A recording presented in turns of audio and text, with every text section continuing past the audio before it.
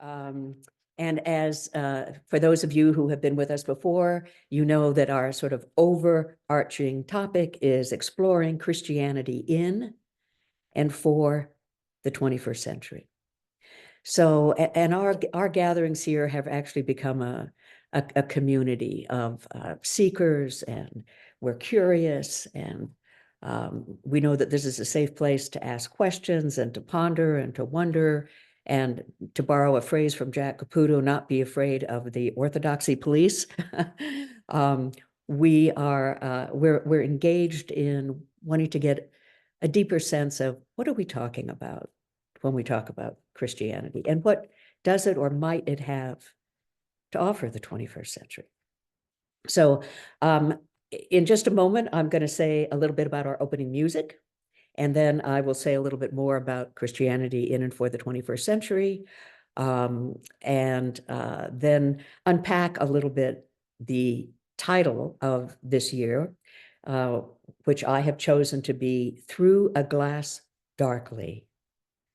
More numerous of windows, superior for doors. Through a glass darkly, more numerous of windows, superior for doors. That might need a little unpacking. So, but first, I want to welcome back Jake Tieford, who is the person who makes all of this possible in terms of technology. So, Jake, I'm just so glad that you are with us. I couldn't do this without you. And I want to acknowledge Jeff and Carol Creswell. Jeff helps us with plenary and also with our conversations. And so I think at this point, actually, I'd like to turn it over to Jeff, and Jeff, have you orient us afresh to our plenary time and how to use the putting your hand up and timing and all of that. So are you there? There we go. Yeah, there was a little message that came up that said I wasn't allowed to unmute, but now I can. Okay.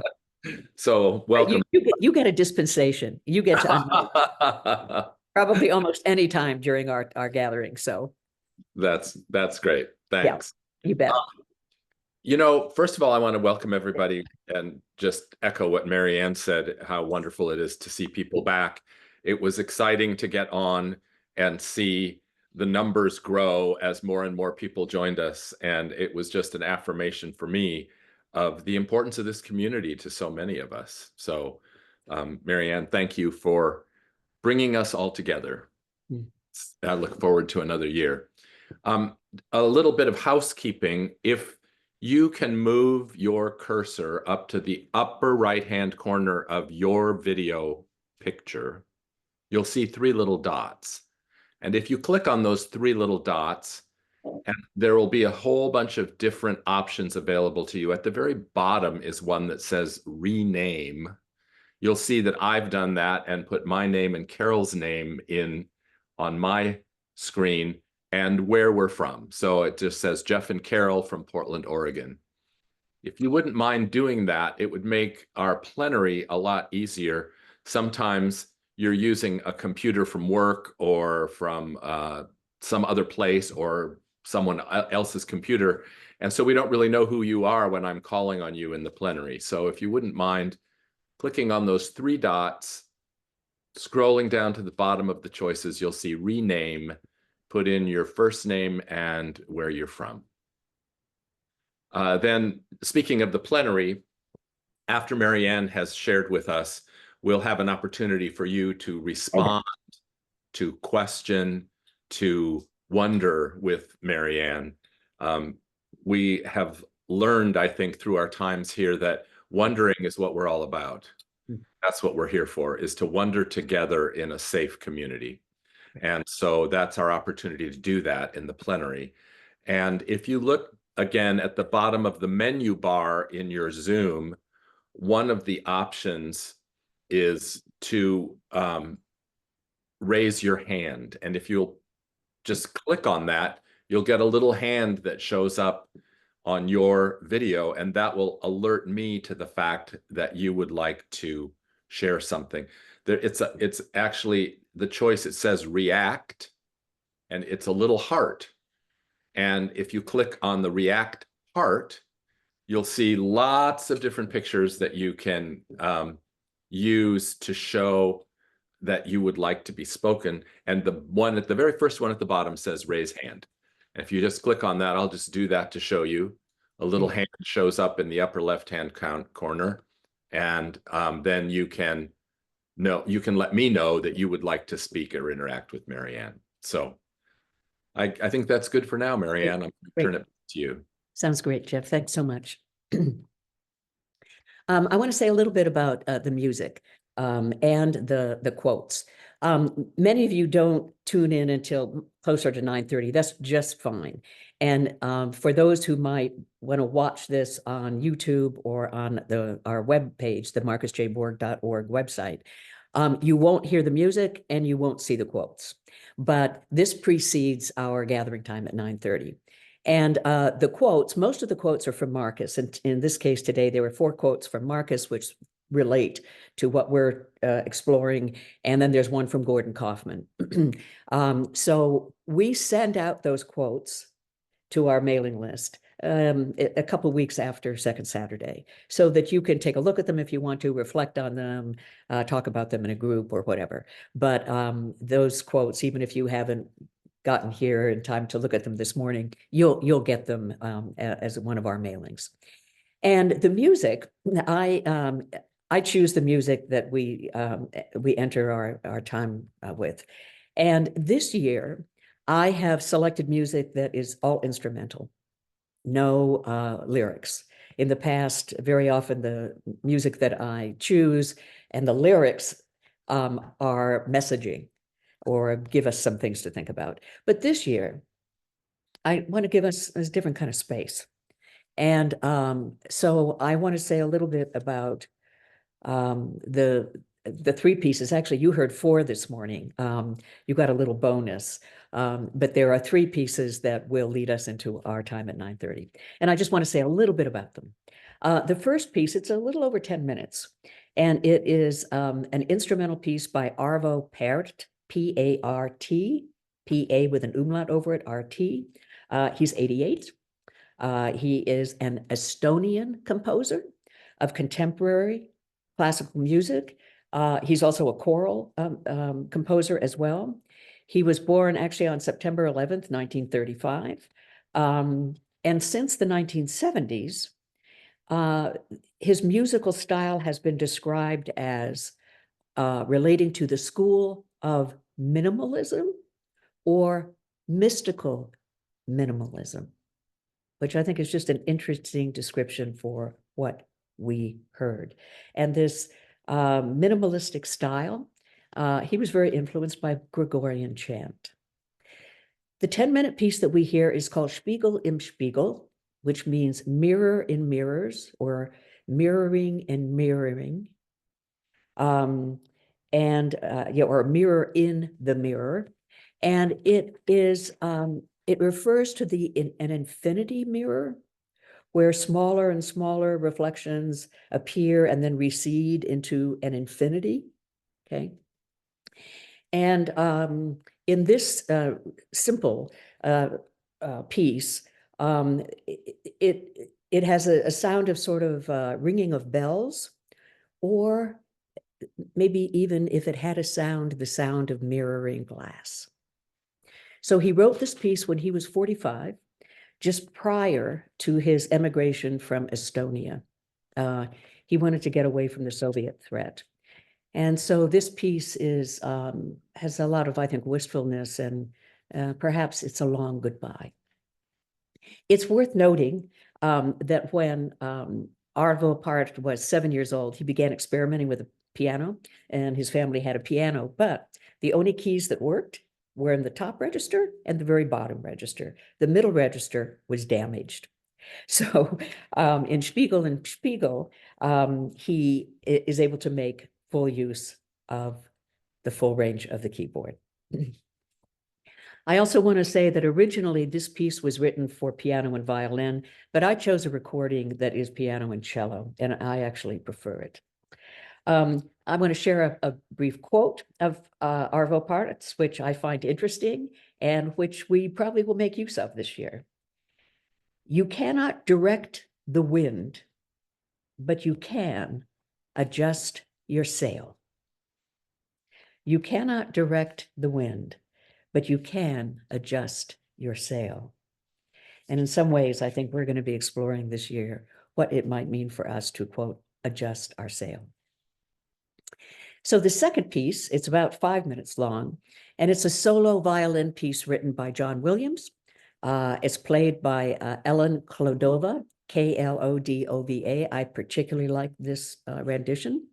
And it's from the movie Schindler's List. And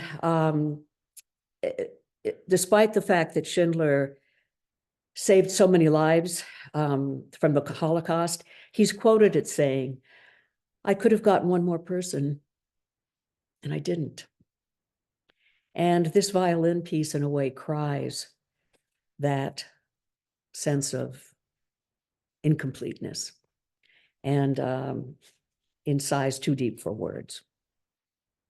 Somebody described this particular violin piece as music, this music has, they said, a thread of absolute perfection in the infinite universe of chaos. A thread of absolute perfection in an infinite universe of chaos, which I think was a really interesting description.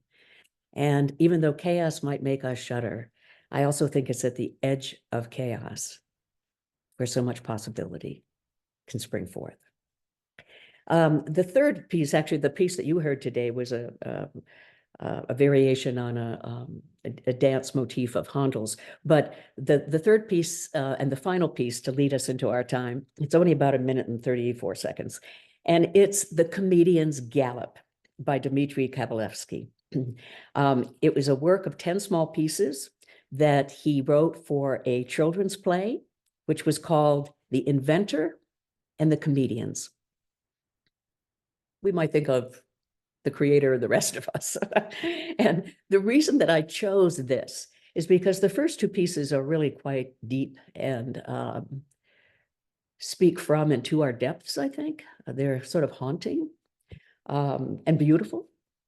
But I wanted to end with The Comedian's Gallop because I don't want us to forget the importance of humor and a little levity and lightness, and because we need a balance of that. And as I said, to kind of maintain our sense of humor as we toss about in the complexities of our time.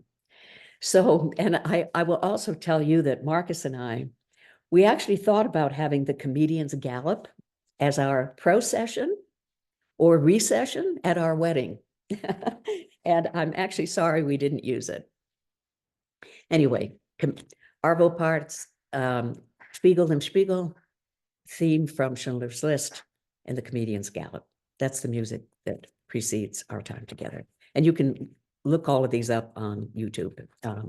I commend them. Christianity in and for the 21st century. As we have explored over the last several years, Christianity is, it's very, I think it's problematic in our day. For many people, it's kind of suspect.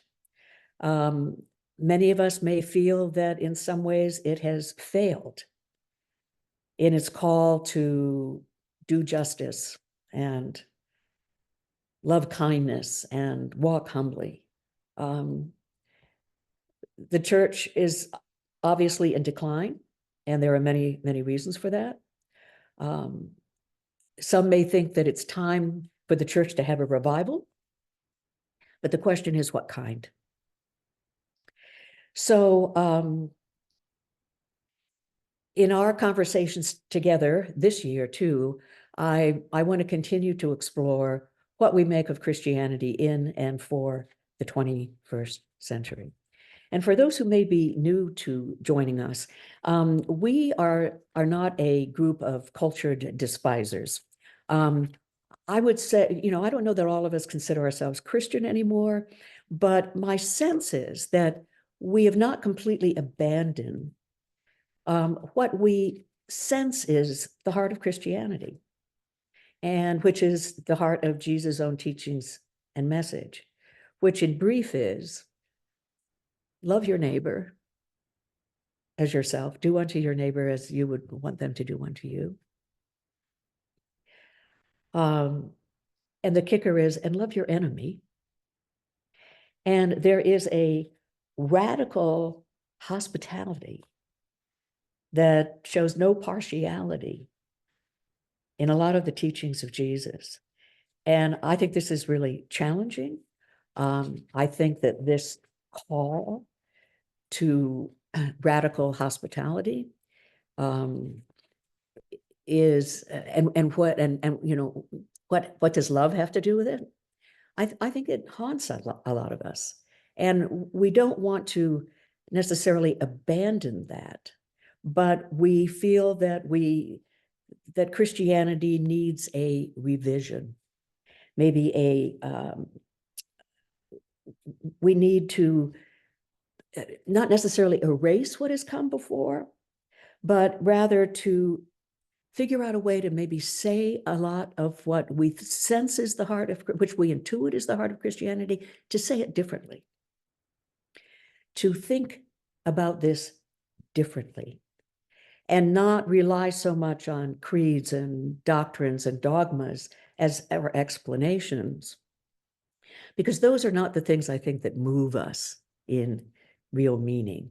I think that there's something beneath all of that that calls to us and moves us. So I think we're a group that is wanting to continue to explore what matters.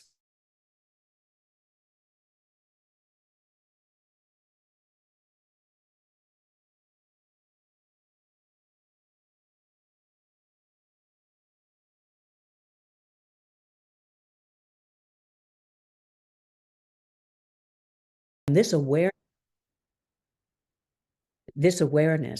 I think, is important for us. We, on Second Saturday, are actually trying to move away from God as an anthropomorphic entity. We're trying to move away from God as being or entity or even person. That's not to say that we don't talk about relation with that in which we live and move and have our being, or what some people may call mystery. Or Gordon Kaufman went from thinking about God as mystery to creativity. Some people think of God as possibility itself. Some people, the process folks, talk about allure when they're describing God, okay? We seek language to talk about this amorous gift of life itself. But we are trying to move away from that anthropomorphic language of being and person. But as I said, that doesn't mean we're not in relation with that in which we live and move and have our being. But I think we are struggling in language of relation and relationship. And you guys can tell me what you make of that or how you're doing with that. But so I think that we're in a little tension around that. And again, this reflects our awareness that God is unnameable, even though how can we not try to name perhaps what is beyond our imagining and yet most intimate and ultimate to our own sense of reality. So that's a little bit of sort of where we are on Second Saturday in our conversation about Christianity in and for the 21st century, and also about how challenging, and I also think kind of exciting, it is to ponder and play with language that is worthy of the name of God, or descriptions that are worthy of the name of God. So this is part of our struggle. And so I want to borrow a phrase from Wallace Stevens too, who said, the steeples are empty and so are the people. The steeples are empty and so are the people.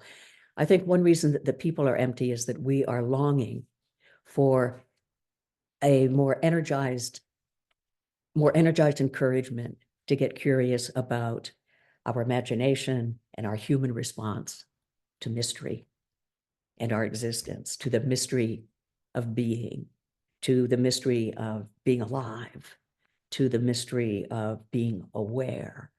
Okay, so this is this is part of our conversation. So welcome aboard.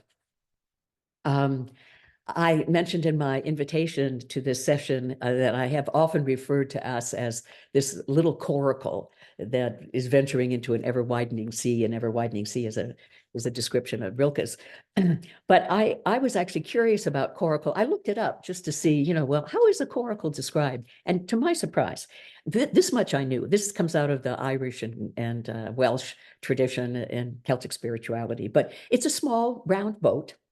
And it's made of wicker and it's sealed with waterproof stuff, and you propel it with a paddle. What I didn't know is that the coracle is considered a symbol of faithful vulnerability.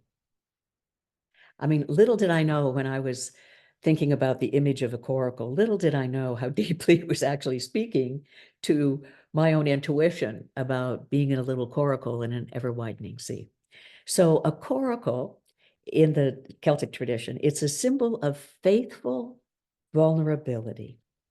And it reminds us that when St. Brandon and St. Columba, that they risked it all to carry a message of grace to share with others. And it required threatening exposure. And in their case, it was the weather. But with us, it might require a kind of exposure as well. So welcome to our little coracle, our willingness to venture ahead in faithful vulnerability. So let me say a little bit about our title for this year.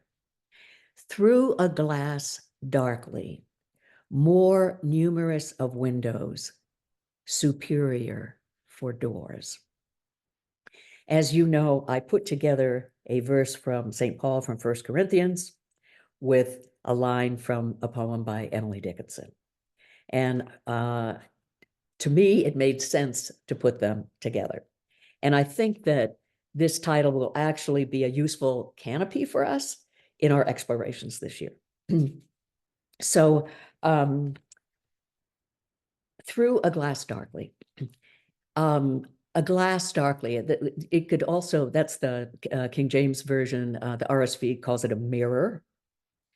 And it suggests that when we look through a mirror or a glass darkly, and in the ancient days, a mirror wasn't quite what it is today, but it acknowledges an obscure or imperfect vision of reality, okay? And obscure or imperfect vision of reality that, we don't see all that clearly. And that what we see is incomplete. It's partial, okay? And what is sort of suggested is that in our seeing, limitedness of our seeing and our wanting to see more, it's it's a process of transformation. Maybe like Arvo Part's mirroring and sort of an infinity of possibilities as we embark on our non-knowing, okay? Somebody said it would be better for us to ask for incomplete ignorance than complete knowledge. Ask for incomplete ignorance rather than complete knowledge. Because knowing that we only know in part, which is a phrase of Paul's, that's part of the quote that I didn't pull out, but that's That's part of this, we see through a glass darkly. Now we know in part, okay? So it acknowledges that we know in part. We do not know fully. And I think that this is an important thing for us as Second Saturday folks to keep in mind. And darkness here is not evil. And Paul didn't mean it that way either. It just means that we know in part, okay? That we see through a glass darkly. Okay? We don't know it all, right? And this does not suggest any prohibition against learning or any exclusion, but it just acknowledges uncertainty, okay? And uncertainty is, I think, a threshold for possibility. So as I just said, this taking this as part of our title for this year, Through a Glass Darkly, it acknowledges the fact that we don't know everything. And I also think that it calls upon a particular kind of intuition and calls upon an imagination that seeks an openness to the depths that aren't always apparent at first. It demands a moment of vulnerability, of not knowing. And I think that call to explore the depths, that vulnerability of not knowing what is before us, taking that kind of risk and even a sense of adventure, I think that's what it is to be human. We know in part. And in our explorations of Christianity and even of God and of what Tillich would say are matters of ultimate concern, we have a limited understanding.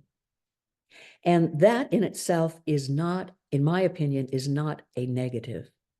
Our limited understanding actually, I think, at its best, might give rise to a different way of thinking and seeing, okay? So, and in our case, thinking about Christianity in and for the 21st century might be, this not knowing might be an essential ingredient in new theological possibilities, okay? And exploring an alternative discourse to faith and theology and God, okay? Now, I want to acknowledge a part of the Christian tradition, but it's also a deep part of, Buddhism and Hinduism and, the great religions. And it's a technical term. It's called apophasis, but I want to bring it up because for me, I'm curious about this as a process of inquiry and discovery. Okay, apophasis means unsaying, apophasis, or speaking away, okay? And it's paired in the tradition, so this goes way, way back in our tradition, okay? It's paired with cataphasis, which is speaking with, or saying, or an affirmation. In the tradition, discourse about God contains both saying, even though I have said God cannot be named, right? But our tradition is a journey in saying and knowing that we know in part, and knowing that God is actually unnameable, that whatever it is we say in honest discourse, we then need to unsay it in order to not reify our notion of God. That's that misplaced concreteness that Whitehead talks about. So our tradition has been very aware from the very beginning that in talking about God or in talking about our mysterious life together, that we say, we can't help it. We want to utter our speech, we want to be heard, and in matters of God and mystery, we also know that whatever we say, we actually probably need to unsay. Okay. And that is not, I don't want that to be mistaken for some kind of relativism. I don't want us to go there. But what intrigues me about the apophatic tradition is that it tries to get away from binaries. It's like it's this or it's this. And the apophatic tradition says, well, no, it's not this and it's not this. Okay. So it's trying to move us to something else. What some in the tradition of centuries ago called a luminous dark, a luminous non-knowing. Okay. And it's that tension between the saying and the unsaying, where people in the tradition, mystics, have said that that's where meaning emerges. Okay. That the apophatic is both a critique of how we try to talk about God, but it's also a realization of a deeper wisdom. Okay. So I'm intrigued with this, and you can tell me if this, catches your fancy at all. It may not, but what I'm intrigued about with the apophatic and cataphatic, saying and unsaying, and that knowing that, if we say something, we need to kind of unsay it, but seeking a third way, if you will, a kind of middle way that uses language in a more imaginative, evocative way that is more descriptive than discursive, more poetic than explanatory. And that's where I think theopoetics comes into play.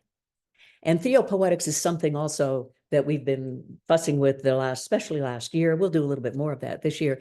Theopoetics is a different way of doing theology. And that rather than it being ology, a study of, or empirical, trying to be logical or rational about it, systematic even, that perhaps a better way to talk about the nature of God and mystery is more poetic. And I'm not talking about poetry as in rhyme or prettying up theology or as decoration. I'm talking about the poetic from its root meaning, which is poesis, which means to make or to create. Theopoetics suggests that we are in a creative endeavor in talking about God, and that may actually not only speak more intimately to our experience, but may actually lead us into new ways of trying to talk about God and what matters, rather than turning our hunches, our hints and guesses, rather than reifying them into propositions. Okay? Rather, keep them open, keep them expressive, kiss the joy as it flies, and so I'm intrigued with this ancient tradition, part of our tradition of saying and unsaying, the awareness around that, as I said, I'm repeating myself, we can't help but want to say. But it's also important that we know that what we're dealing with in mystery is we can't capture God. We can't, it's like Van Morrison singing Enlightenment. Don't know what it is, and yet there is something deep in our own experience, and I think our deep human intuition, that something's going on here, and we are participants in it. And as Arvo Part says, we may not be able to change the wind, but we can maybe change the sail. How do we talk about these mysteries? So let's see, how do I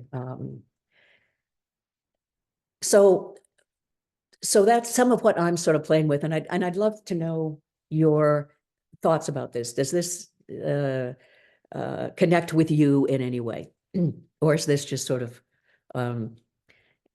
my curiosity right now? I mean, as you've already figured out, Second Saturday is very autobiographical, even though I don't talk a lot about myself, but the things I'm exploring tell you a lot about myself.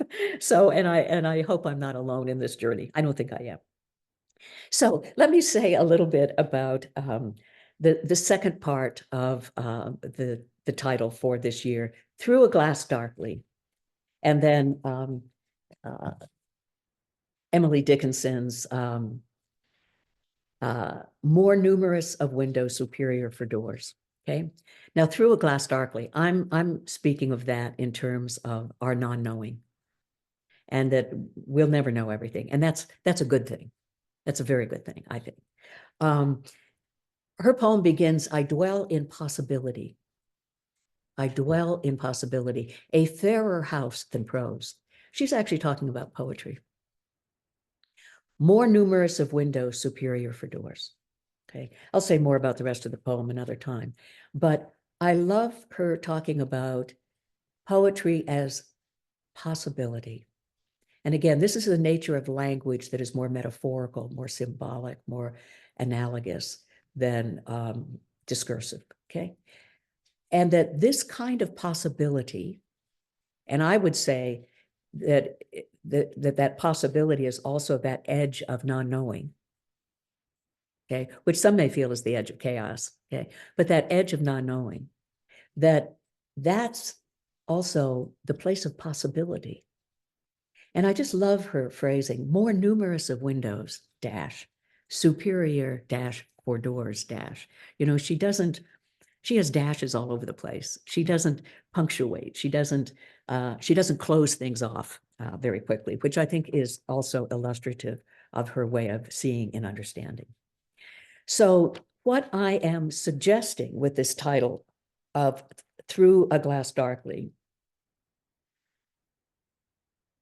more numerous of windows, superior for doors, is that I think that as we move through our non-knowing and are curious and know that, you know, there's much more to be seen, much more.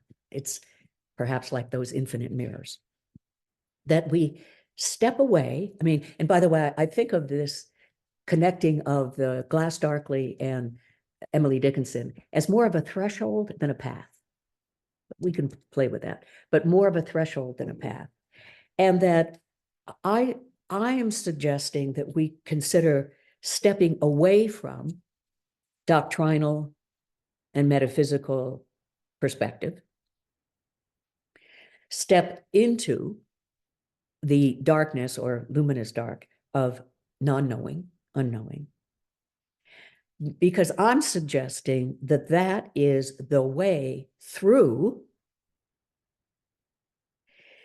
to seeing our lives and possibilities, in a sense, more poetically. A poetic way of reading everything in life, stepping through and walking through life more deeply, seeing through life more deeply, and where I think the poet and the poetic sensibility can help us is that it invites our imagination and our creativity to try to describe that which is hard, you can't grasp, but it is so formative and so it's so apparent to human perception that there is something more mysterious going on. And with all the stuff that we deal with in our, you know, politics and the complexities of our era and all of this, I don't want us to lose that sense of what Jeff mentioned early on, that sense of wonder or bewilderment or bedazzlement. And that's not to say to put on rose-colored glasses. That's not what I'm suggesting here. But I don't want that part of us to be suffocated or anesthetized. So I I would like us to continue to try to walk through life more deeply. And through a glass darkly to an alternative way of understanding that in which we live and move and have our being. Okay. So, and again, borrowing from Emily Dickinson, may this be our house of possibility. A contemporary theopoetic, a creativity that I think we need if we're going to explore new theologies. This is very much the work of Jack Caputo, by the way. So a little quote from Amos Wilder, who in the 60s was one of the people who really brought theopoetics, which is also ancient in our tradition, but sort of brought it back up to the fore after the crisis of the death of God. And by the way, no good crisis should go unattended. So Amos Wilder said, before the message, there must be a vision. Before the sermon, the hymn. Before the prose, the poetry. So maybe before any new theologies, as Jack Caputo might say, there must be a contemporary theopoetic. So I would also say that a theopoetic way of thinking about theology invites more creativity and freedom, and actually potentially a deeper sense of connection. That sort of third space between knowing and not knowing, saying and unsaying, that luminous darkness, I think, is a place of wonder and discovery for us, and a way for us to maybe deepen our meanings and deepen our sense of mystery and even mayhem, rather than being too quick to try to resolve them. So, okay. I would love to know what you're hearing, if there's anything that I'm playing with here that resonates or not. If it's like, I don't know exactly what she's saying, but I just think it kind of misses the mark as far as what I'm interested in. I want to hear that from you. So I'd love to know what my thoughts spark in you, or what may not seem relevant, or what might make you curious, or if you have some counter thoughts to this. All of that would be incredibly helpful for me. And that, hi, sweetie, where is that ball? Is it back here? Where'd it go? It must be back here somewhere. This is orange ball, which is soon to decompose. And he and I will both have a nervous breakdown when that happens. But here you go, Daryl. So I'd love to know your responses to my thoughts. And Jake, why don't you put up the guidelines, and I'll read the listening guidelines, which is a way that it's sort of our ethos in listening to it's sort of our hospitality as we speak with one another. Do you have those handy, Jake? I actually don't have the handout in my own hand right now. Here they are. So as you're kind of wondering about, as you're preparing to respond to whatever you've heard this morning, take time now to just become settled in God's presence. And as we're talking, listen to others with your entire self, with your senses, feelings, intuition, imagination, and rational faculties. Okay, that's that third place I'm talking about. Don't interrupt. Pause between speakers to absorb what's been said. These are great guidelines for small groups, by the way. Don't formulate what you want to say while someone else is speaking. That's like talking over somebody else. Speak for yourself only. Express your own thoughts and feelings. Refer to your own experiences. Avoid being hypothetical. Steer away from broad generalizations. Good luck. I tend to speak from 30,000 feet and not from the street. So that's a real challenge for me. Don't challenge what others are saying. That's also challenging. Listen to the group as a whole, to those who have not spoken aloud as well as to those who have. Generally leave space for anyone who may want to speak a first time before speaking a second time yourself. And I love this one. Hold your desires and opinions, even your convictions, lightly. Hence, comedians gallop. So these are our tried and true guidelines for listening and for speaking together. So we've got a good, 20 minutes or a little bit more than that for some conversation. Jeff, do you want to help us out to get started on this?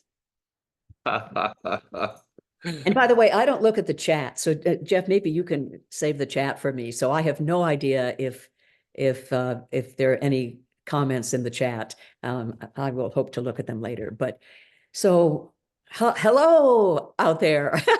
Out there. Do you want to start us off in terms of what you're hearing? Yeah, Marianne, it's just my head's going poof.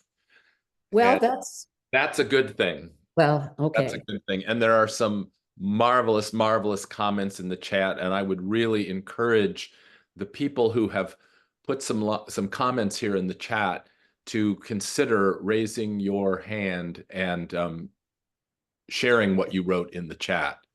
Some of those people, if you just look through there, if you'd see your comment and you'd like to say that directly to Marianne, I'd really encourage you to do that.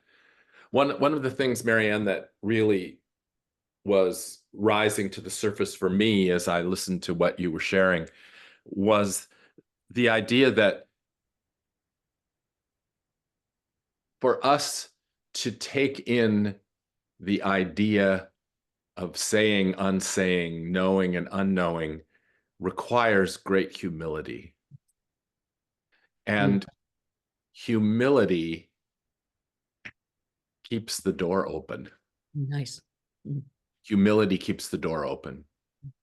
And I think we're living in an age where we're looking for the next excuse to close the door. And so we listen for a catchphrase or a buzzword that gives us permission to close the door to conversation and also to wonder. And I think that the church has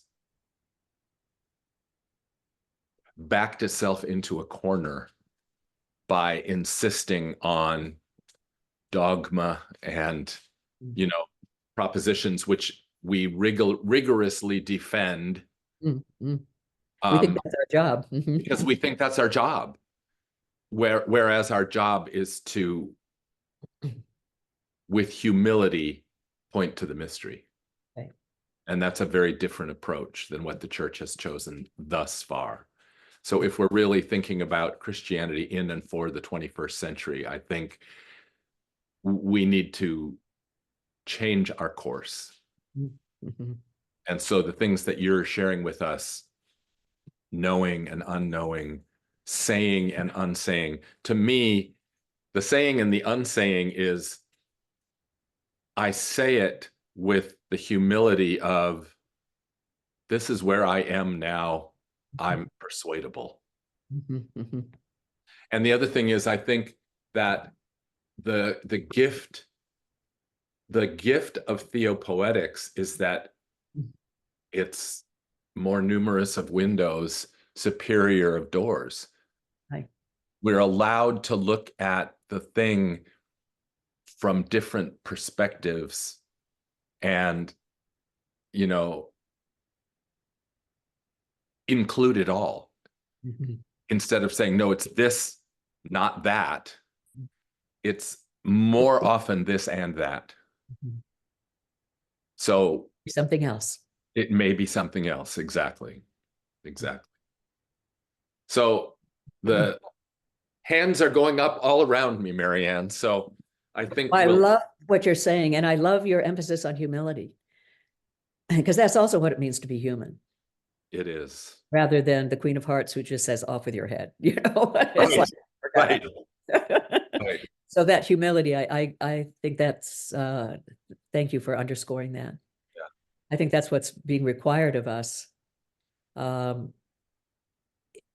take it, and I think that's part of taking heart Yeah. and to be of good courage Yeah. is to be humble.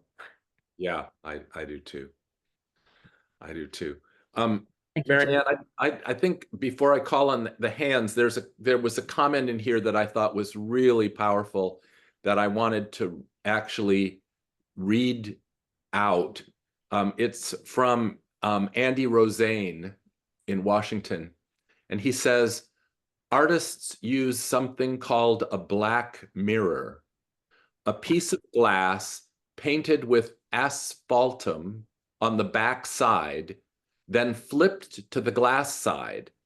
Artists use it to look at a reflection of what they're trying to paint. It reduces all specific detail to a simple light effect, a luminous dark that allows artists to see how light defines and moves through what they are looking at, making a unity out of the chaos of detail. Oh my God. Andy, we need to have that as a quote Yeah, for our next session. That's magnificent. yeah, I know that we should be mindful of time, but I would love it if you would read that again. yeah, Would you read it again? yeah, And Andy, unless Andy would like to read it himself. yeah. I'm Okay. not seeing Andy's picture, but maybe he's here. Okay, but I'd love to hear that again because it's very powerful and it says so much of what I'm struggling with Yeah. and trying to get at. So let's hear it one more time. Thank you, Jeff. Artists use something called a black mirror, a piece of glass painted with asphaltum on the back side, then flipped to the glass side. Artists use it to look at a reflection of what they're trying to paint. It reduces all specific detail to a simple light effect, a luminous dark that allows artists to see how light defines and moves through what they are looking at, making a unity out of the chaos of detail. Wow, that's just beautiful. Yeah, Wow. yeah. And how light How moves. that comes from the artist, the creative. Right. Beautiful. Yes, the role of the artist in a revitalizing of theology, I think, is central. Yeah. The artistic, and I don't mean this in terms of mystification or anything like that, but the artist is what it is also to be human. Yeah. So, Andy, thank you for that. That is just marvelous. Yeah. Yeah. Wow. So I'm going to start calling on people. I would just like to remind you that we'd appreciate it if you kept your comments to 2 minutes, and I'll just keep track of that. And if you see me putting up a finger like this, that'll just be a gentle reminder that it's time to wrap up what you're saying so that we can hear from more voices in our community. So let's begin with Lynn from Boise. Lynn, do you want to Sure. mute yourself? Mhm. Hi, Lynn. Hi. Oh, well, I'm just quivering with letting all this stuff come in. First of all, your comments, Marianne, are the kinds of things that enable me to continue working my way through the Christian path, which I left at one point in disgust with the church that my husband and I got involved with. And I became a Buddhist for about 15 years. And one of the books that I read was Jack Kornfield, in which he said there was a great deal of virtue in taking the one path. So I gave that a great deal of thought. And after reading, Keating and Rohr and Bourgeois and Thomas Merton, I decided to go back, return to Christianity, make that my one path. Oh. So if it wasn't for the apophatic, I don't think I could do it. Because it's just not me. I am sort of a poet and a mystic myself. And I'm working on a book now that's dealing with a lot of these issues. And of the people that I gave it to for beta readers, the 3 people who immediately responded with tremendous enthusiasm were all creatives. There was a painter, a journalist, and a poet. And they loved the book. Great. The other people, I don't think understood it because I didn't get any response from them. So I'm still working at What it. we're talking about may not appeal to everybody. And so, I don't want to make this the ultimate, Yeah. because, but I'm just glad that that this is something that some of us want to sort of explore and be curious about. Yeah. Yeah. And I love the exploration, Yeah, great. and I got excited about this Black Mirror. I'd love to try it. Oh, my goodness. Yeah, isn't that gorgeous? I mean, oh, Andy, Yeah. such a great contribution. And by the way, I would say in terms of your sort of returning or revisiting Christianity, without the apophatic, I think a lot of our claims are incredible. Yeah. Yeah. It's not worth So bothering. for me, the apophatic makes some of our claim, without it, some of our claims are incredible. Yeah. Thank you, Lynn. Yeah, nice to see you again. Welcome back. Thanks. Ken Sandine. Ken, do you want to unmute? Ken Sandine, as I live and breathe, a fellow traveler from Bend, Oregon. Hi, Marianne. Hello, Ken. As you suggested, trying to get it from 30,000 feet down to ground level, my pick or take on that is, as you were saying, we can't control the wind, but we can trim our sails. Okay. And we, I think, have a desire for certainty. At least within 90 degrees, we need to know where the wind's coming from. And with that, let's just say that arc of 90 degrees, just that alone will help us trim our sails. Now, we're always countering the doctrinaire approach, which is very attractive. We can know for certain exactly what to say, what to do, and when to do it, and we're saved. That's all we have to worry about. Yeah. So that image, those were the good old days. but that imagery really struck me as being important, because if you're sailing a boat, flying an airplane, you really do need to know from whence the wind is coming to be able to trim your sails or head your aircraft in a direction to get to your destination. You have to be pretty certain of the direction of the wind. Yeah. Velocity of the wind, well, yes, in navigation, that all comes into play, but the wind is moving all the time, and the attempt on the part of navigating to where you want to go always has to be changing. Right. Otherwise, you're going to go off course. That's key. Yeah. Yeah, that's key. I love what you just said, because that's always changing. And if you don't pay attention to that, you will go off course. Oh my goodness. Yeah. And I'll let the rest take it from there. The rest can take it from there. Yeah, that's great. Thank you for that, though. Yeah.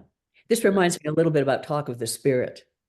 We don't know where it comes from, where it goes, but, so maybe we can play a little bit more with spirit and wind and change and all of that. So. Yeah. Thanks, Ken. That's great observation. Appreciate it. John Schwartz. John, do you want to unmute?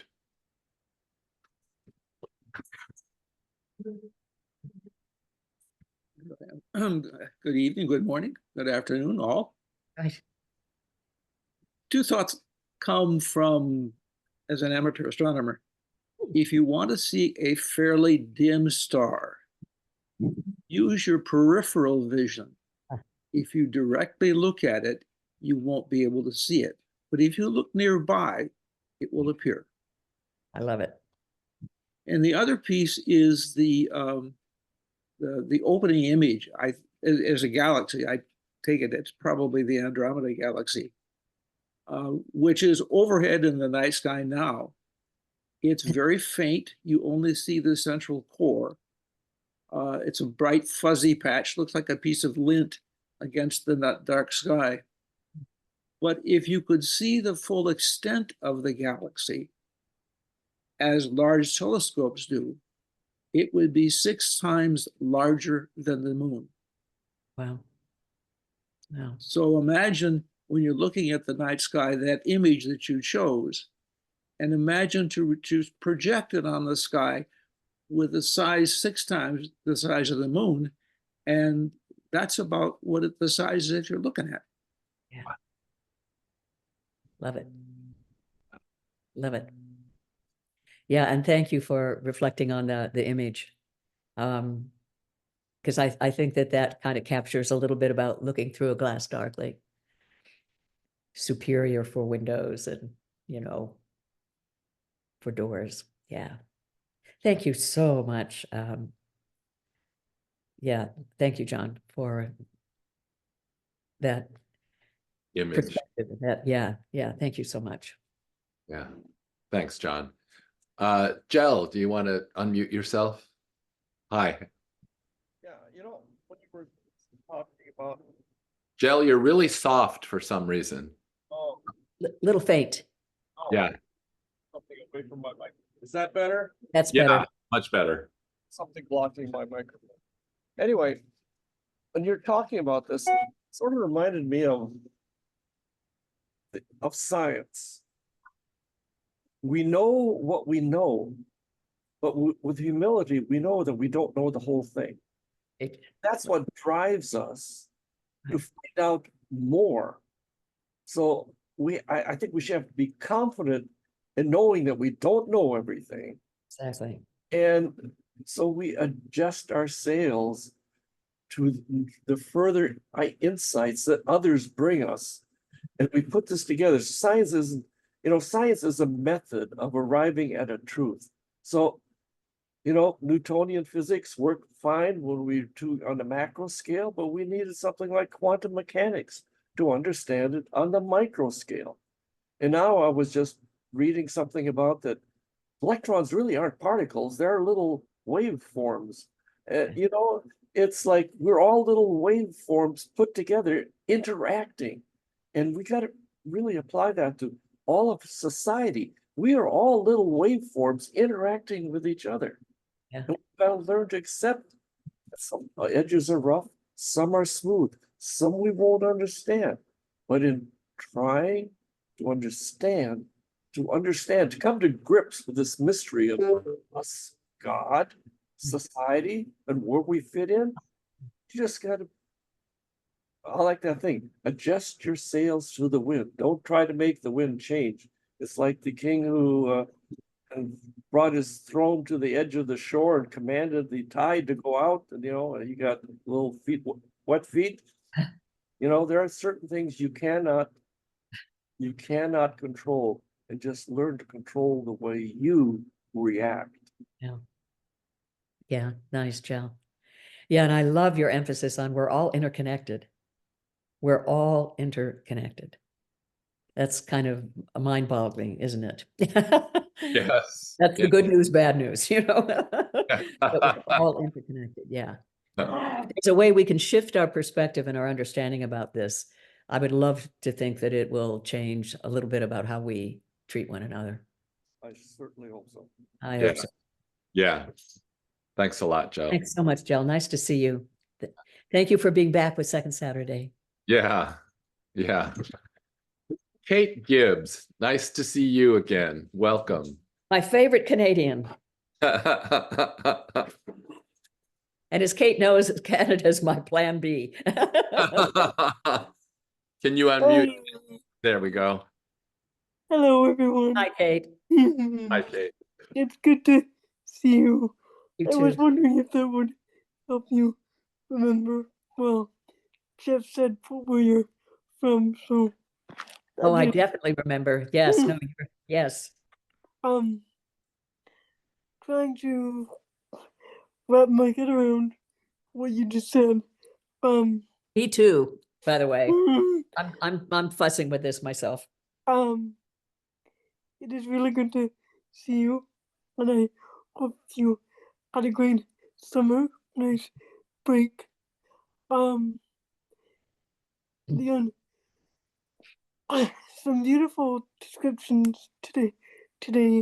The topic of uncertainty is definitely a hard one for me. You know, I grew up.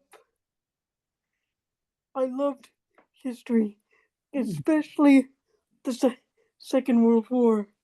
Oh, interesting. I know I don't seem like a person who would be as enthralled by something that it gets depressing. But I read books and watch movies, and I read it because I like it.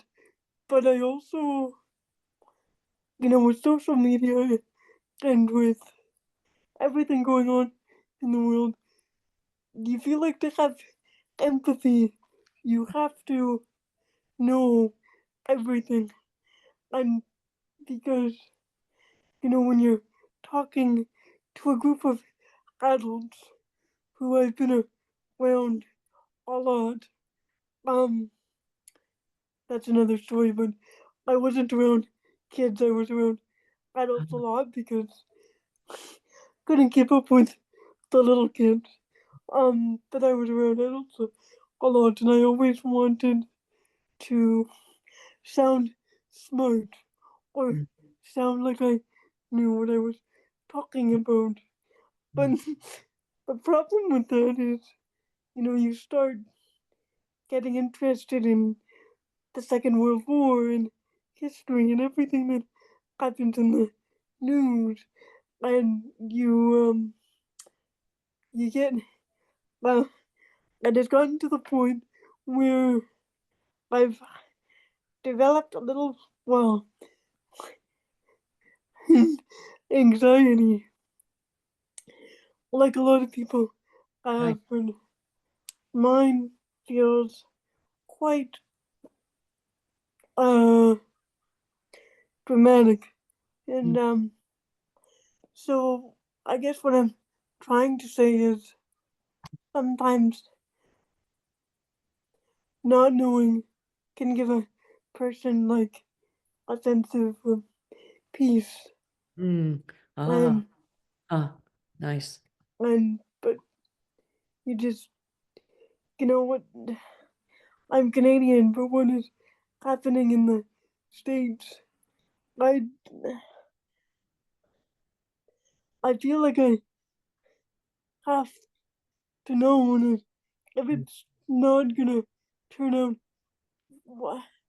one way, I don't know how I'm going to cope. And I know that sounds funny, but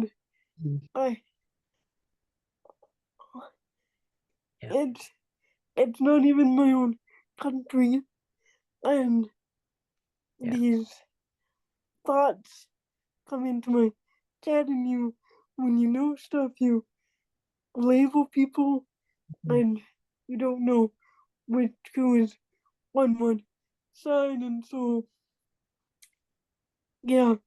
not knowing things it's can be helpful, but it's very tricky because you want to know. It's all very confusing.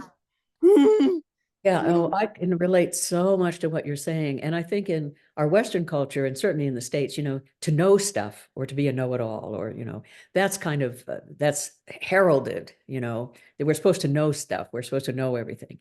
And truth be told, we don't, and we can't, But I so appreciate your saying the anxiety that goes with, are we supposed to know everything? And I mean, and is that the antidote to uncertainty? I don't think it is.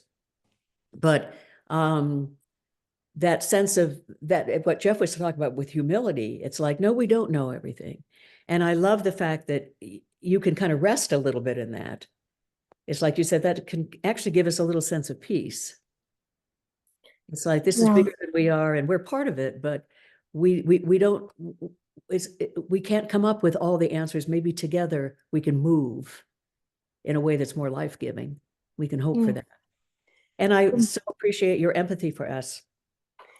For me, it's like, how am I going to, again, Yeah. I don't even live in the States, but Oh. how You're am feeling the pain of some of us. Thank you. how am I going to be okay? Yeah. No matter what happens, you know, I personally, just like everyone else, has to be okay. Okay. Yeah. Yeah. Well, you know what? I think that, you know, Katie, I'm so glad that we have each other, because, you know, how are we going to be okay? We can help each other to try to be okay amidst it all. So, Yeah. loving one another. Thanks for loving us, Kate. Oh my- Yeah. yeah. Thanks for loving us. Yeah. And not It's letting been- everything else get so overwhelming that gets in the way. Yeah. Of just, you know, loving. Well, So thank you have to, like, when, as a Canadian or any other country, not just the Canadian and the States, but Canadian. I sometimes, thought you said comedian. Yeah, um, Canadian, right. but you have to, you have to know that it's not like black and white. You Right. can't see That's right. a license plate on a vehicle that's from another country. Yeah. And get all sorts of thoughts in your head and judgments and what Right. side are they on. And Yeah. and Right. I watch people from the States all the time. I have a favorite YouTuber. She has a son with autism, and I watch her with those thoughts still impede in my brain and interrupt the wonderful stories about this kid with autism. And so, yeah, it's tough, but Yeah. I don't want, I don't like discrimination of any kind, but I feel I'm Well, sort of, you've got a great heart, and you've got an open Yes. heart, Yeah. and you have that deep intuition that it's not just black and white. It's not just us and them. There's something deeper than that in all of us. And I really admire your resilience Mhm. and your care. Yeah. So thank you, Kate. Thank you, Kate. Yeah, Thank don't lose that. You won't. You won't. No, no. Great to see you again. thank you. Marianne, you want to unmute yourself? Yes. Welcome back. Thank you. I find the language used in quite a few of the sessions very, very difficult. And English is not my first language, but I think I speak it relatively fluently. So it's the language where if it was in French, it would be just as bad. I listen to some philosophers and I think, oh, what on earth are they talking about? I do the same, actually. I'm glad. But I find that, you said several times we have to love one another. And I think this language, actually, to a certain extent, seems to me, provides an excuse for not loving your neighbor, because there is a sort of elitism about this language, which I think, what on earth does it mean? And every time I have to look the definition of the words in Google, as we, every time. And so it doesn't come as a second, obviously. But I ask myself, if the purpose of Christianity or any other sort of humanist philosophy is to love one another, ought the language not to be much simpler so that it can actually be tested, if you like, the principles can be tested against the reality. And the reality for the moment is that we don't really love one another. You know, when we look at elections and you know, the madness that goes on in the world, not just in the United States. We've had a lot in the UK, and there are quite a few countries in Europe who have the same sort of elitism and nationalism, which says me first, never love one another. And I think I would ask myself, is there not a more simple language which would translate ideas more clearly so that we can challenge ourselves in terms of saying, do we really do? I mean, you know, we're not 21 anymore. Most of us on this are not 21. So we're looking back and maybe asking ourselves, have I done what I could? And if not, what can I do now before I pop my clogs? Yep. You see what I mean? Yes, I mean, do. I'm sorry to be negative in a way, but that's... Oh, I don't hear this as being a negative. I think this is a really important critique. In the best sense of the critique, and also it's calling out a more accessible. It's like, you know, if we're going to talk about all this stuff, let's make this accessible, you know, because, and I'm hanging around with, or you know, reading people who are not accessible, not easy to read at all. And I don't know that it's helping me find my way, or if, as I've said to my friend Jeff, sometimes I think I just get lost in the weeds, you know. But I think what you're saying is really important. Two things. One, that this kind of language, even theopoetics or apophasis or blah, blah, blah, it sounds elitist, it sounds academic, it sounds ivory tower-ish, it sounds like us and them, doesn't it? It's like we have this insight, and you know, so I think that is really, really important. And I love what you're saying about, you know, what really matters here. Yes. How, you know, it's like, as my friend Ken Sandine would say, come on down from 30,000 feet. And, you know, how does this walk on the street? How do you meet it in face to face, as Paul would say? So no, Marianne, I think you are spot on. And I think that's a really important critique for myself and for us talking about this stuff. And I think you're spot on, because that's sort of the danger of this kind of, this probably might sound like kind of highfalutin talk. And we can't, it's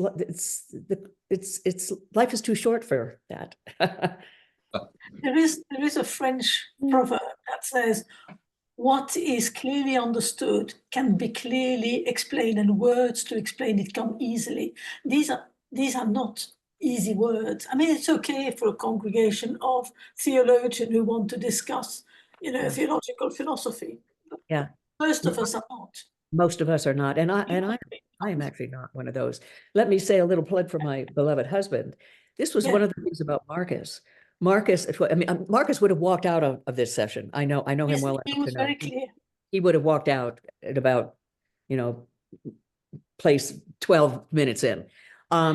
He had a clarity about him. Yes, he did. And he was not a reductionist, but he had a library full of stuff in his head, but he had a clarity about him that opened things up. And I'm afraid that sometimes the way I talk about things may actually sort of muddy things a little bit, but Marcus had that gift of clarity, and talking about being an open door and an open window, it helped people to come back to Christianity or reconsider it. And he was very accessible, but as I said, he didn't dumb it down. He just knew how to be clear. Yeah. And I loved that about him. And I married what I admired. And I actually don't have that particular gift, but yeah. But Marianne, I thank you so much for saying this. This is important for all of us to think about. I mean, spot on. Yeah. Thank you. No, thank you. Do we have time for one more, Marianne? if it's a little bit brief, and then I want to move to a quick close and saying a little bit about our next session. Great. Ed Wales. Thank you, Jeff, and thank you, Marianne. Oh, hi, Ed. I will attempt to be brief. So I feel very satisfied, like after having eaten a very, very rich meal, and now I need to have a time for some digestion. But there was so much offered today, words that just kind of jumped out, like humility and control and certainty. And moving beyond that, I would say it seems to me that we are all on a relay team, and we have a part to hand off something to the next participant on the track so that they can carry these messages forward. And I look forward to playing a role in that, but I know that I don't have any certainty that everything will be resolved during my lifetime. And I'm okay with that. That's Right. fine. Yeah. And I think, too, we need to keep in mind that we are on the path of evolution and higher consciousness, and we can see that, throughout history. And we are also in the midst of emerging as higher level beings through our higher level consciousness. So let's keep all that in mind as we look forward to the next session next month. Yeah, thank you. Thank you, Ed. And let's keep on. And if we can't resolve, let's just deepen our concerns and see how we go. But thank you for that. And I think you're right. We're on some kind of a, I dare say, even evolutionary trajectory. And I hope the timing is in all of our favor. Yeah. Anyway, thank you so much, Ed. Nice to have you back. Let me say a quick thing about our next session, because it'll be a real change of a focus in a way and temperament in a way. Next month, I'm having Brandon Scott come. He's been a guest of ours before. Brandon is an author. He also has a great blog through the West Star Institute. West Star is doing a lot of things about Christianity in and for the 21st century, how we might imagine it, reframe it. And they've also done a lot of really important work around Christian nationalism. I've been avoiding some of these topics like Christian nationalism and abortion. And by the way, Brandon has a really important book on abortion. I'll say something about that next time. But I'm hesitant to address those.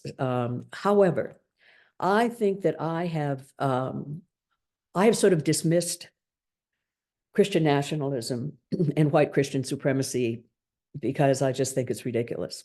I think I've made a mistake. I've learned a lot from West Star, and I encourage people to go to weststarinstitute.org to learn more. But documentaries like God and Country or Bad Faith or books that talk about where Christian nationalism, what some of its beginnings were and what's behind it, it's really troubling. And I can't tell people what to vote, how to vote. That's not my task here. I will encourage people to vote. Let's give democracy its due. But next month in October, I decided to have Brandon come and help to explain to us a little bit about Christian nationalism. And the reason I'm doing that is because they use the word Christian. I think that it's arguable that it's more of a political movement than anything else, but woe be unto us for those who think it's a theological movement. So I want to hear from Brandon a little bit about Christian nationalism, because whatever happens with the election and whether Trump is in or out, I think Christian nationalism is, they're getting much more sophisticated about communication and much more sophisticated, and they have remarkable funding sources, and they have an agenda. And so I decided that it was important for us, because we are concerned about Christianity in and for the 21st century, to get a sober perspective on Christian nationalism. So I've chosen to have that be our topic for next month. And Brandon Scott will be our guest. Okay. So let me close this session with a quote from Christer Stendahl. He was a bishop in the Swedish church, a wonderful human being. And Marianne, this kind of speaks to what you were saying, I think, about love. Christer Stendahl says, the hardest task for a poet is to redeem the word love.